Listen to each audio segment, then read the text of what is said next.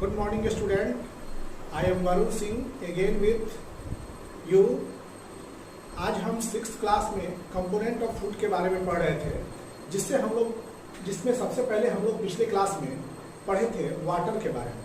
तो वाटर के बारे में हमने बताया था कि वाटर एक प्रेशियस नेचुरल सब्सटेंस है और जीवन की उत्पत्ति भी सबसे पहले पानी में हुई और अभी भी पानी का दैनिक जीवन में बहुत सारा उपयोग है। जैसे एग्रीकल्चर फील्ड में आपके पीने के लिए, नहाने के लिए, खाने के लिए, सब्जी बनाने के लिए हर जगह पानी का उपयोग है। सो हम लोग को पानी जो है सबसे पहले सेव वाटर, हम लोग को सबसे पहले पानी का उपयोग हिसाब से करना चाहिए, मिसयूज कम करना चाहिए। जल ही जीवन है, पुराने समय से कहा चला आ रहा है लोग कि जल ही जीवन है। Water is very essential for life. भले अब देखिए ये नेचुरल रिसोर्स कोई भी है वो हमारे लिए बहुत ही इंपॉर्टेंट है, चाहे वाटर है, प्लांट है, any other natural resources are very important. So we should respect and preserve our natural resource. अब इसमें देखिए कल वाटर के बाद अब जो हम लोगों के कंटेंट में है मैटर वो है रॉगेज। तो पहले हम लोग कंपोनेंट ऑफ फूड के बारे में पढ़े थे। तो component of food, component of food, तो कंपोनेंट ऑफ फूड में सबसे पहले हम लोग कार्बोहाइड्रेट, पिछले क्लास के बारे में बता रहे हैं। कार्बोहाइड्रेट, इसके बाद है प्रोटीन, इसके बाद है फैट, इसके बाद है विटामिन्स, इसके बाद है मिनरल्स। ये जो है ये फूड के कंपोनेंट जो हमारे ग्रोथ के लिए और हमारे सर्वाइवल के लिए बहुत ही इंपॉर्टेंट है, हमारे ग्रोथ और डेवलपमेंट के लिए बहुत ज़्यादा इंपॉर्टेंट है। ऐसे फूड मटेरियल्स को हम लोग न्यूट्रिएंट्स कहते हैं। Substance which is essential for maintaining life and growth. वैसे सब्सटेंस जो हमारे लाइफ के मेंटेनेंस को और ग्रोथ को के लिए बहुत एसेंशियल है उसको हम लोग न्यूट्रिएंट कहते हैं। ये सब आपके न्यूट्रिएंट्स में आ गए, nutrients.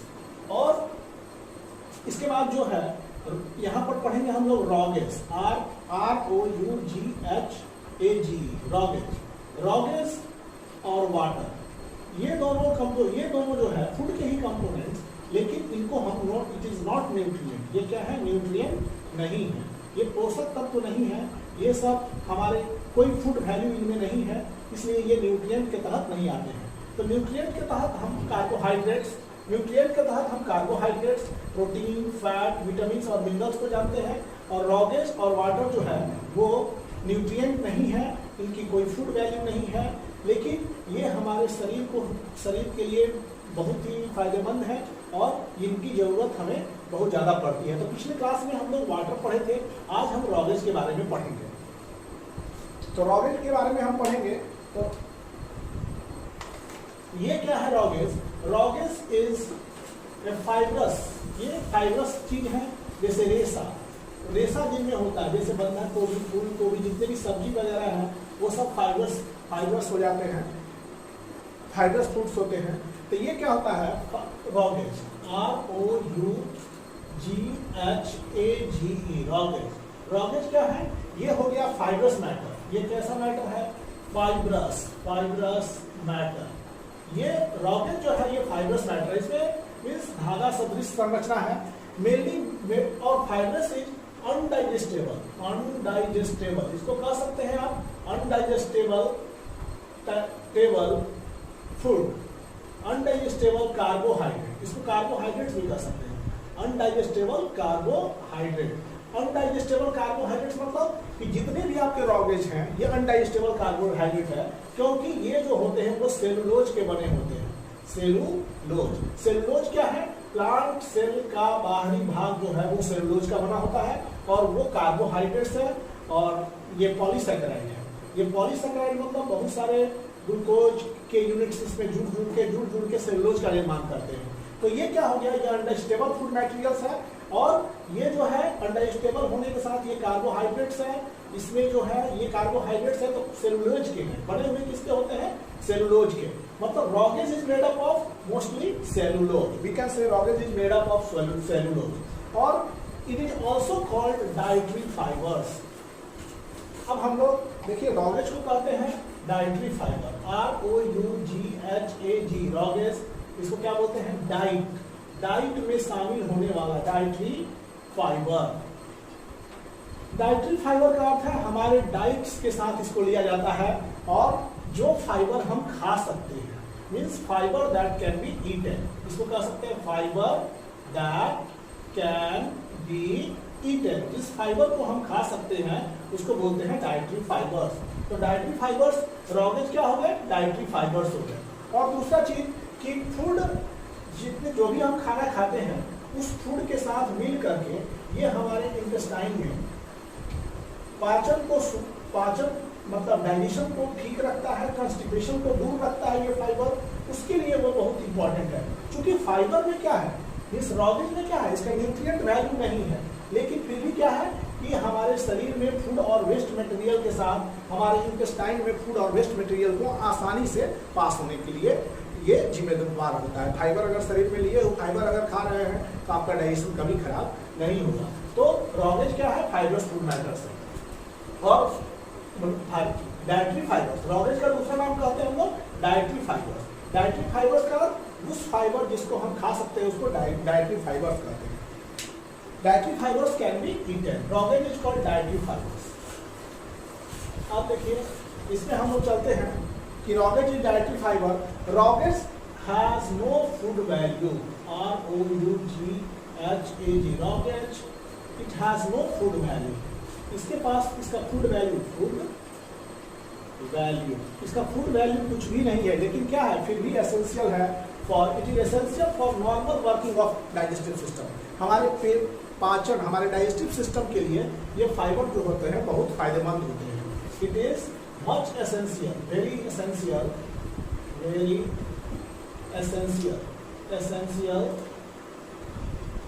For our digestive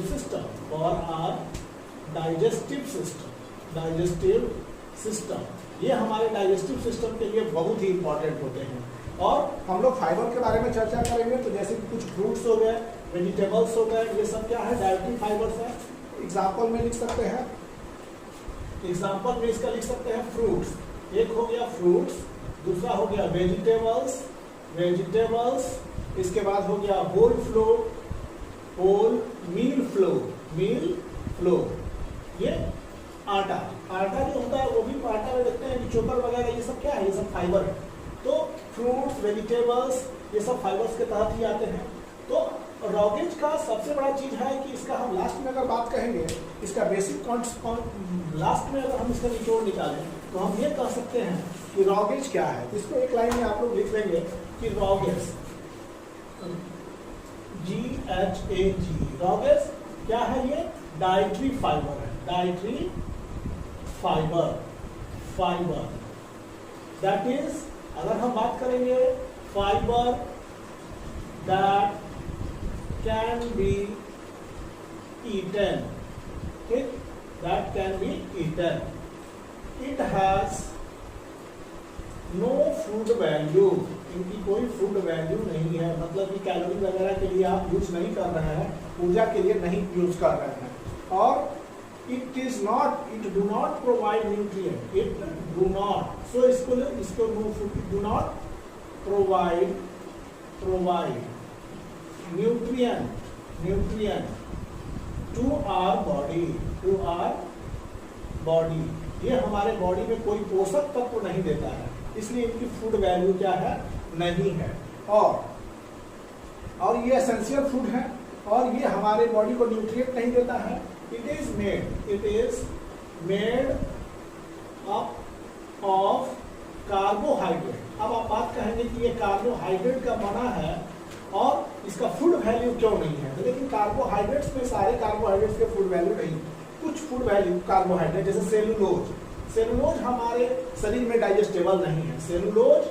cellulose जितने भी डाइटरी फाइबर्स है, रॉगेज क्या के बने हैं, सेलुलोज के, और cellulose not digestible in human digestive system, ये मनुष्य के डाइजेस्टिव सिस्टम में पचने वाला नहीं है, not digestible in human digestive system. अब बात करेंगे कि ये हमारा सेलुलोज जो है वो कार्बोहाइड्रेट्स है, लेकिन वैसा कार्बोहाइड्रेट्स है जिसको आपका शरीर पचा नहीं सकता है। इसके पीछे भी कारण है कि जो सेलुलोज है उसको पचाने वाला एंजाइम हमारे शरीर के अंदर नहीं है। देयर इज नो एंजाइम, इसमें कोई एंजाइम नहीं है, enzyme for digestion of cellulose. लेकिन यही गाय भैंस बकरी के बारे में बात करेंगे तो ये सेलुलोज उनमें पच जाता है, क्योंकि उनमें सेलुलेज एंजाइम होता है और हमारे शरीर में ये सेलुलेज एंजाइम नहीं है। So fibres are not digested by us and ये हमारे फूड्स के लिए, ये हमारे फूड को, खाना को क्या करता है कि वो आसानी से शरीर से पास होने में मदद करता है। अगर फाइबर नहीं रहे तो सब लोग कॉन्स्टिपेशन के शिकार हो जाएंगे।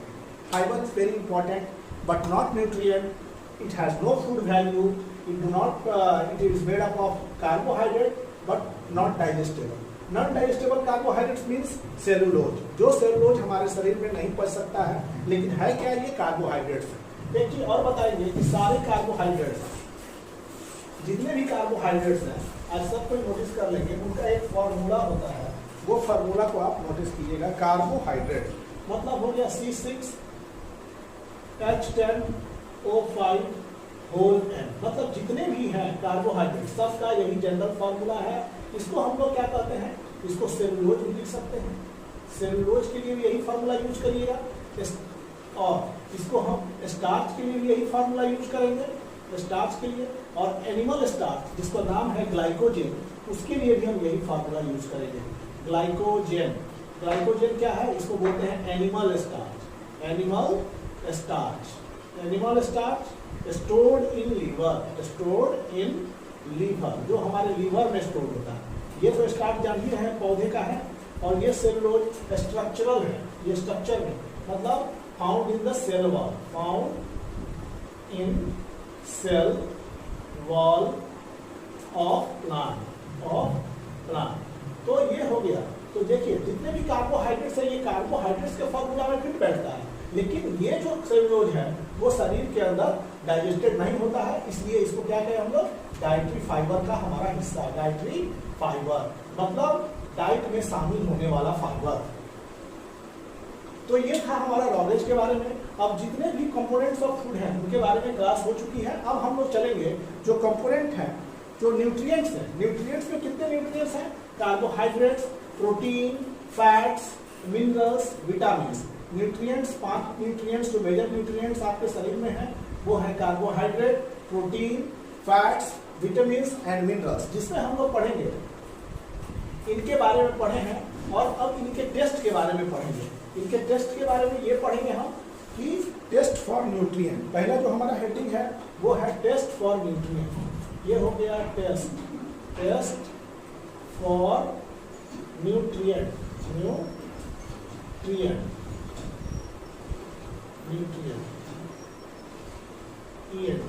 अब पोषक तत्वों का टेस्ट।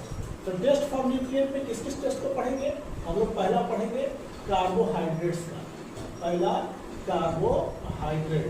दूसरा पढ़ेंगे फैट्स का, फैट्स। और तीसरा पढ़ेंगे हम लोग प्रोटीन का टेस्ट। ये 3 न्यूट्रिएंट का हम लोग टेस्ट को पढ़ेंगे। तो carbohydrate, fats and protein are the nutrient whose test आपके क्लास, जिसका टेस्ट आपके क्लास में पढ़ना है। तो हम लोग पढ़ेंगे पहले टेस्ट फॉर कार्बोहाइड्रेट्स। तो कार्बोहाइड्रेट्स क्या है कि कार्बोहाइड्रेट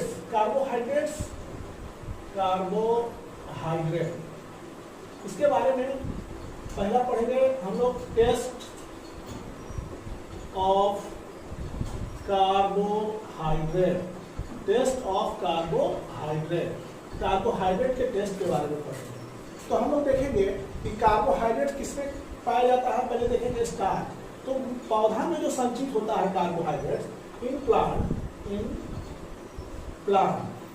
में carbohydrates are stored, carbohydrates stored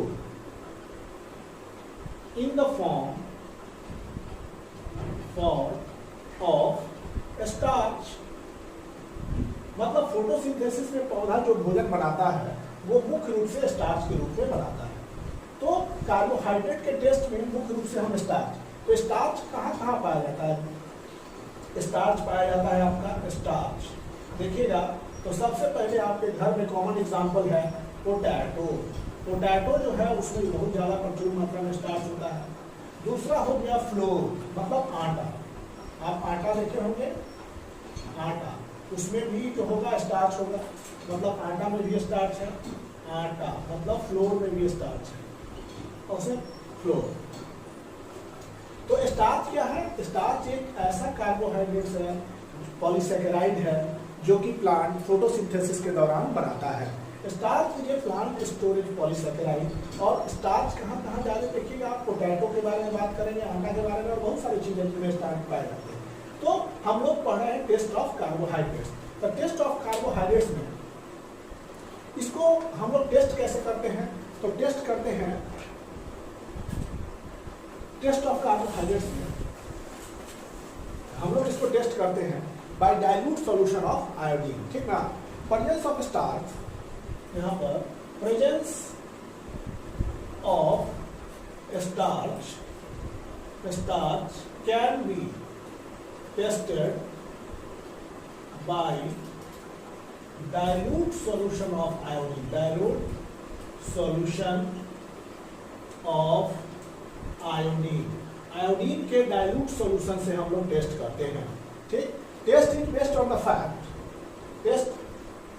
test is fact, test जो है इस बात पर आधारित है कि टेस्ट, देखिए स्टार्च किसी चीज में अगर है तो उसकी जांच जो होती है वो आयोडीन के डाइल्यूट सॉल्यूशन से करते हैं हम लोग। उसमें हम आयोडीन का डाइल्यूट सॉल्यूशन डालते हैं। तो कैसे जानेंगे कि स्टार्च है? मतलब starch plus iodine solution, iodine solution, starch और आयोडीन सॉल्यूशन के मिलने से जो होता है ब्लू ब्लैक कलर उत्पन्न होता है, ब्लू ब्लैक कलर। जैसे देखिए ये है ब्लू ब्लैक, मतलब ये है ब्लैक, जैसे कि ब्लू ये हो गया ब्लैक वाला, ब्लैक से लिख दिए ब्लैक, और ब्लू ब्लैक, मतलब स्टार्च जो है ब्लू ब्लैक कलर उत्पन्न करता है। स्टार्च आयोडीन सॉल्यूशन के साथ मिलकर ब्लू ब्लैक कलर को उत्पन्न करता है। तो ये हो गया टेस्ट ऑफ स्टार्च। तो सो फूड आइटम्स, जितने भी फूड आइटम्स हैं, फूड आइटम्स में क्या ले लेंगे आप? पोटैटो को काट लीजिए, पोटैटो कट, ये कट कर लीजिए, उसमें क्या कीजिए 2 और 3 drops iodine solution, drop iodine solution डाल दीजिए, आयोडीन सॉल्यूशन। आलू को काट करके उसमें 2 या 3 ड्रॉप आयोडीन का सॉल्यूशन डालिएगा, तो कलर कैसा अपीयर होगा? ब्लू ब्लैक अपीयर होगा, जिसका कलर जो हो जाएगा काला नीला हो जाएगा, ब्लू ब्लैक हो जाएगा। तो एक पोटैटो हो गया।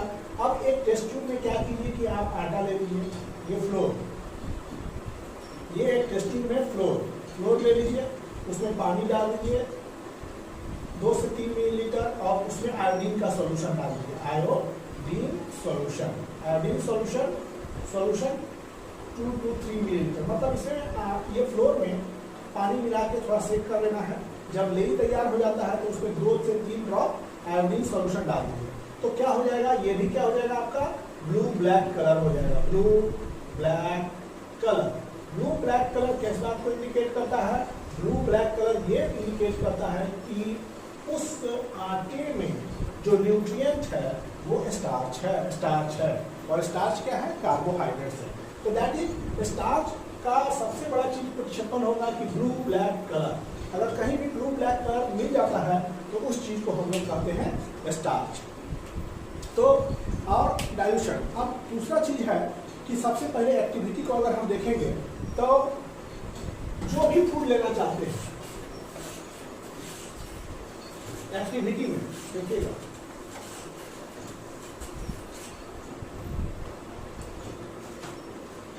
Test, take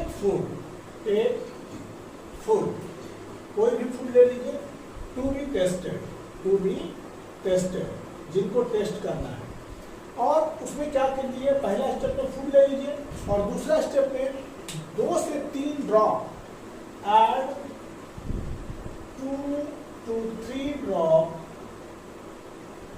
off iodine, dilute iodine solution, या यहाँ पर लिख सकते हैं डाइल्यूट आयोडीन सॉल्यूशन।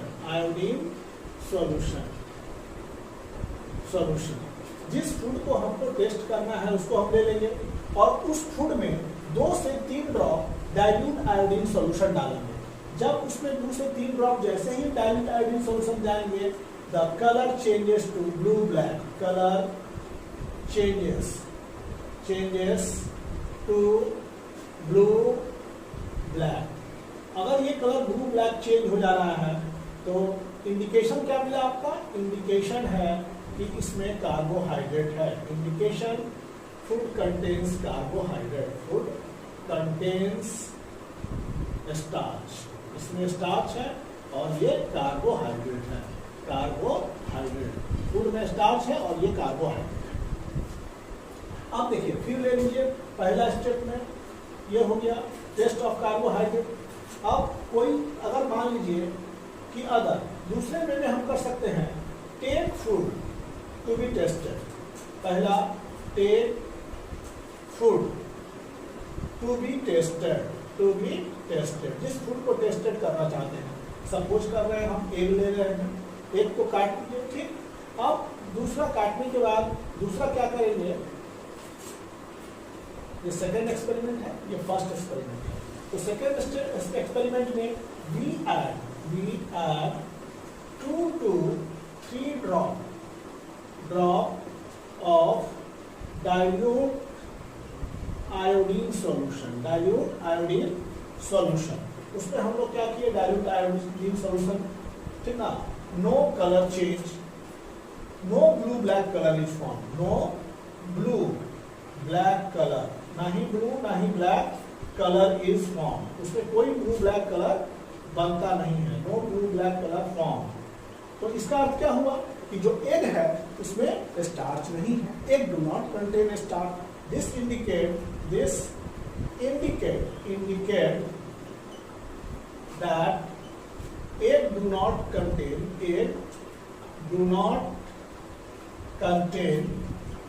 egg में स्टार्च contain starch, एग में स्टार्च नहीं है। और इसको हम लोग नो ब्लू ब्लैक कलर उत्पन्न हुआ। तो सबसे पहले कार्बोहाइड्रेट टेस्ट किस पर करेंगे? Iodine solution, dilute iodine solution को डाल करके। और इस बात की जानकारी होनी चाहिए कि जब स्टार्च पर हम डाइल्यूट आयोडीन सॉल्यूशन डालते हैं तो उसका कलर ब्लू ब्लैक हो जाता है। तो अगर ब्लू ब्लैक हो जाता है तो समझिए स्टार्च है, अगर ब्लू ब्लैक कलर नहीं होता है तो आप समझेंगे कि स्टार्च नहीं है। This is the test of carbohydrate. Now we come for the testing of fats. अब हम लोग फैट के टेस्ट के बारे में पढ़ेंगे। सेकंड चीज, फैट का टेस्ट जो है बहुत ही सिंपल है। और फैट के टेस्ट के लिए आप कोई भी ग्रेवी फ्रूट्स ले लीजिए, तेल घी, और उसको एक कागज पर रख दीजिए। कागज पर रखने के बाद उसमें क्या होगा कि देखिएगा कि उसमें पैच जो होते हैं उसमें बढ़ना शुरू हो जाता है। A greyish patch is produced by the fats। देखिए फैट्स की टेस्ट ऑफ फैट। अब हम लोग चलते हैं test of fats. Test of fats में क्या होगा कि फैट प्रोड्यूसेस, इस बात को सबसे पहले ध्यान रखिएगा, fat produces A grey patch when rubbed on a clean sheet of paper, ठीक ना। देखिए अगर क्लीन शीट ऑफ पेपर, एक क्लीन शीट ऑफ पेपर है, उसमें घी मक्खन कुछ चीज डाल के देखिए, एकदम क्या होगा, उसमें एकदम पैच बन जाएगा, ग्रीन पैच बन जाएगा क्लीन शीट के अगेंस्ट। तो ये ग्रीन पैच क्या दिखाता है कि अगर मान लीजिए इस पर कोई ग्रे पैच बन गया तो इसका अर्थ क्या है कि वहां पर फैट है। ये क्या कर रहा है? फैट कंटेन कर रहा है। ग्रेइश पैच इज, ये कैसा ग्रेइश पैच है? This is greyish patch. ये ग्रेइश पैच जो है वो आपका ट्रांसल्यूशन है। Greyish patch is translucent. ये क्या होता है? ट्रांसल्यूशन। अब हम लोग पढ़ा था एक बार ट्रांसपेरेंट मतलब जिससे कोई चीज आसानी से लाइट वगैरह पास कर जाए तो वो ट्रांसपेरेंट है। और ओपेक, इसमें क्या होता है कि ये लाइट इससे पास ही नहीं कर पाता, इससे पास कर जाता है। और ट्रांसल्यूशन इन दोनों के बीच, ट्रांसल्यूशन। तो जहां पर ग्रेस पैच बनेगा वहां लाइट पड़ेगा तो थोड़ा ज्यादा चमक उत्पन्न होगा। तो इसको हम इस बात को दर्शाता है कि इसमें क्या है, फैट उपस्थित है। फूड जिस फूड को हम लोग खा रहे हैं उस फूड पे फैट उपस्थित है। और रेस्ट ऑफ पेपर के तुलना में इस पेपर इधर के तुलना में यहाँ ज्यादा ब्राइटनेस लाइट का महसूस होगा, तो समझिए कि वहां पर फैट है। अच्छा, और हम लोग क्या कर सकते हैं कि व्हाइट पेपर की अपेक्षा हम लोग ब्राउन शीट पेपर को यूज करते हैं, क्योंकि ब्राउन जो होता है कि सबसे ज्यादा जो होता है व्हाइट शीट पेपर। आप व्हाइट शीट पेपर को यूज कर सकते हैं, लेकिन ब्राउन शीट पेपर जो होता है appear more prominent, मतलब patch appear means grayish patch, grayish patch appear more prominent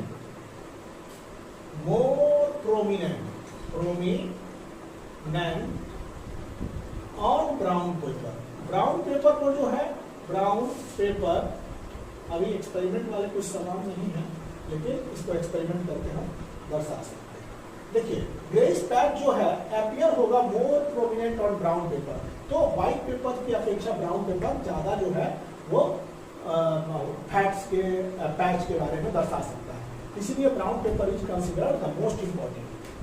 तो ये फैट्स के सिंपल टेस्ट, जिस भी चीज के आपको फैट्स को टेस्ट करना है, ब्राउन पेपर ले जाइए, उसमें उस चीज को रखिए, फैट्स वाले सब्सटेंस को, उसमें ब्राउन पैच बन जाएगा। ब्राउन पैच को लाइट में रखिएगा अगर, तो लाइट जो होगा बहुत ब्राइट दिखाई देगा, उधर से ब्राइट लाइट पास होगा रेस्ट ऑफ पेपर के तुलना में, तो समझिएगा कि वो फैट है। तो अब तीसरा टेस्ट जो हम लोग पढ़ने जा रहे हैं वो test of protein, test for protein in food. तीसरा टेस्ट है test of protein in food. अब हम लोग पढ़ेंगे तीसरा टेस्ट, और ये लास्ट टेस्ट है टेस्ट ऑफ प्रोटीन। प्रोटीन क्या है, हम पहले बताएं कि ये एक न्यूट्रिएंट है। प्रोटीन इज न्यूट्रिएंट,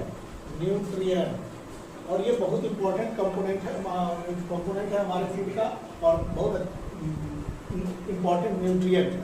तो प्रोटीन गिव्स, अब हम लोग प्रोटीन का टेस्ट कैसे करेंगे, तो प्रोटीन का टेस्ट हम लोग करेंगे एक सॉल्यूशन से। तो 2 सॉल्यूशन इसमें चाहिए, प्रोटीन के टेस्ट के लिए आपको चाहिए 2 सॉल्यूशन। तो 2 solution are needed for the test of protein. 2 तरह के आपको सॉल्यूशन चाहिए प्रोटीन के टेस्ट करने के लिए। एक है कॉपर सल्फेट, पहला हो गया कॉपर सल्फेट। इस कॉपर सल्फेट का फॉर्मूला क्या होगा, इसका हो जाएगा CuSO4, कॉपर सल्फेट चाहिए। और दूसरा सोडियम हाइड्रोक्साइड, ये बेसिक होता है, क्षारीय बेस होता है सोडियम हाइड्रोक्साइड। तो सोडियम हाइड्रोक्साइड का दूसरा नाम याद रखिएगा कॉस्टिक सोडा होता है, कॉस्टिक सोडा। सोडियम हाइड्रोक्साइड का दूसरा नाम कॉस्टिक सोडा है। तो इसको हम लोग लिखते कैसे हैं, इसको लिखते हैं NaOH, sodium hydroxide.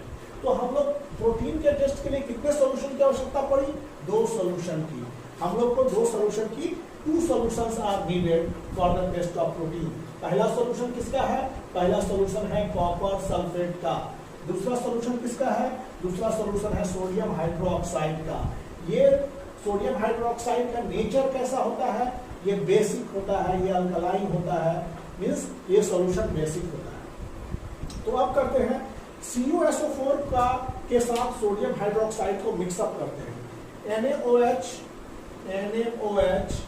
is mixed with CuSO4।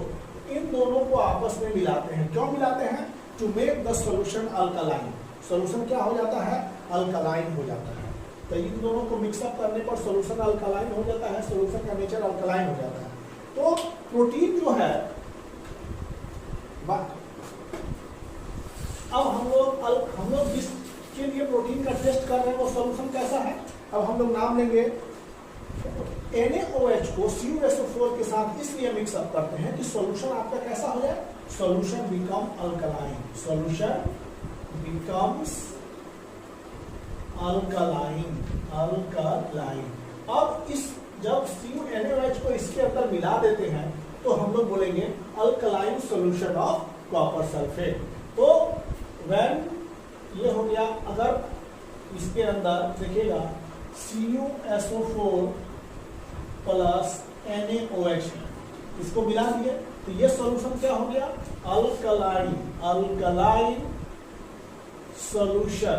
Alkaline solution of copper sulphate, alkaline solution of copper sulphate. जब alkaline solution of copper sulphate को हम प्रोटीन के ऊपर डालते हैं तो क्या हो जाता है, उसका जो है वायलेट कलर उत्पन्न होता है।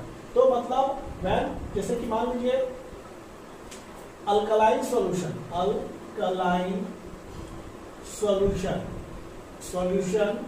Of copper sulphate, alkaline solution of copper sulphate, और इसमें क्या डालते हैं, हम लोग डालते हैं protein, alkaline solution of copper sulphate plus protein. तो रिजल्ट क्या मिलेगा आपका, रिजल्ट मिलेगा वायोलेट कलर। क्या मिलेगा, वायोलेट कलर। वायोलेट का हिंदी बैगनी, आई थिंक बैगनी रंग, बैगनिया रंग मिलता है, बैगनी रंग। तो इस तरह का अगर वायलेट कलर मिल जाता है तो समझिए कि आपके न्यूट्रिएंट्स में, आपके फूड में प्रोटीन है। अदरवाइज अगर ऐसा रंग नहीं मिलता है तो समझिए कि फूड में प्रोटीन नहीं है। तो अगर मान लीजिए कि alkaline solution of copper sulphate के साथ प्रोटीन को ऐड करेंगे तो समझिए कि आपके फूड में प्रोटीन है, अदरवाइज आपके फूड में प्रोटीन नहीं है। अब देखिए सबसे बड़ी बात है, इसकी अगर एक एक्टिविटी के बारे में जानेंगे तो ये एक्टिविटी है सबसे पहला कि टेक 2 मिलीलीटर। अच्छा ये बताइए, सबसे प्रोटीन किस चीज में पाया जाएगा, आपका पनीर में पाया जाएगा, चीज में पाया जाएगा, मिल्क में पाया जाएगा, और बहुत सारे सब्सटेंस में प्रोटीन पाए जाते हैं। डेयरी के प्रोडक्ट जितने भी होंगे उसमें प्रोटीन, पल्सेस में प्रोटीन पाए जाएंगे। तो बहुत सारे ऐसे फूड हैं जिसमें प्रोटीन पाया जाता है, जिसमें मिल्क को जो है, मिल्क को हम प्रायोरिटी दे रहे हैं। तो एक्टिविटी के लिए हम लोग पहला लेंगे टेक कितना, 2 मिलीलीटर ऑफ मिल्क। आप 2 मिलीलीटर मिल्क ले लीजिए, फिर इन टेस्ट ट्यूब, कहाँ लेंगे आप, इन टेस्ट ट्यूब में 2 मिलीलीटर मिल्क ले लीजिए।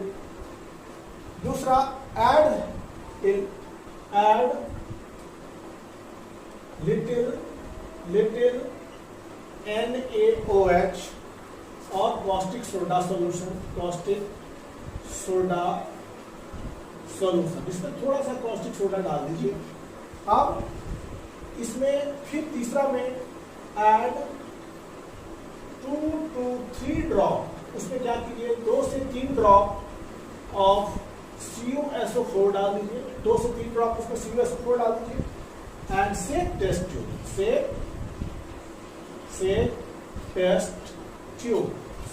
Tube, violet colour appears, for violet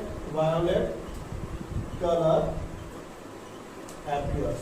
milk में वायलेट कलर का अपीयर होना क्या हो गया, दिस इंडिकेट, ये क्या बताता है, दिस इंडिकेट्स फॉर प्रोटीन। ये क्या इंडिकेट करता है, इंडिकेट्स फॉर प्रोटीन, ये प्रोटीन के बारे में बता रहा है। मतलब कि अगर आप 2 मिलीलीटर मिल्क लेते हैं टेस्ट ट्यूब में, उसमें थोड़ा हल्का आप कास्टिक सोडा डाल दीजिए और 2 से 3 ड्रॉप कॉपर सल्फेट का सॉल्यूशन डाल के उसको हिला दीजिए।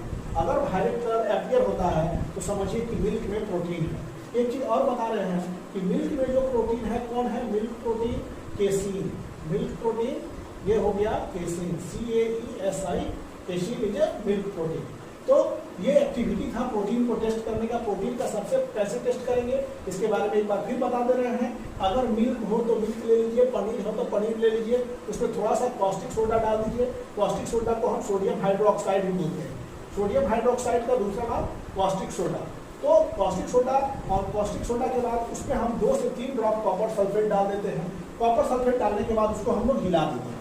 हिलाने के बाद ये वायलेट कलर अगर आपके अपीयर होता है तो ये प्रोटीन दर्शाता है। मान लीजिए जैसे कि ये मिल्क है, हम लिए हैं 2 मिलीलीटर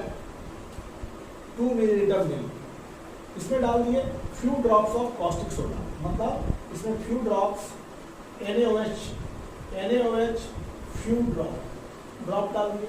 फिर इसमें क्या डाल दिए, 2 to 3 ड्रॉप आप डाल देते हैं CuSO4। तो डालने के बाद इसके बाद क्या करते हैं, सेक करते हैं, हिलाते हैं। तो हिलाने के बाद इसमें कैसा कलर आ जाएगा, इसमें आ जाएगा आपका वायलेट कलर। यहाँ वायलेट कलर अगर हो गया, वायलेट कलर अगर अपीयर हो रहा है तो solution contains violet colour indicates that milk has protein. Violet colour क्या बताता है कि मिल्क में प्रोटीन है।